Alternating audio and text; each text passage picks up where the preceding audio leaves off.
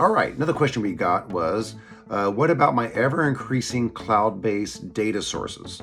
So this is a general question, and it really depends on the focus, such as data ingestion or data democratization. So let's talk about both. So if we're referring to data ingestion, then usually the cloud data integration vendor is going to provide a ton of services that cater to a wide variety of data sources.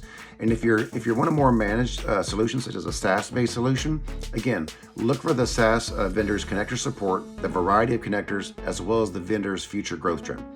I'd say most of the time, you're going to find the data integration vendor that's going to have the connector that's going to fit your needs. Now, if you're referring to data democratization, then there are at least two solutions to consider. So first, ingesting the data from all your sources into a common location like a data lake or data warehouse, right? And share all the data from that location. And currently that's the trend. Pros and cons. So pros, it's a one-stop shop, right, for consumers. Data can be transformed into any architecture needed. Relationship management's quite a bit easier between the different pieces of data, and all data remains in-house. So even if there's an issue with the vendor, the consumers will still be able to get to the data that they have. Cons, the primary con for this is just all the overall work of creating the ingestion processes for all the data sources.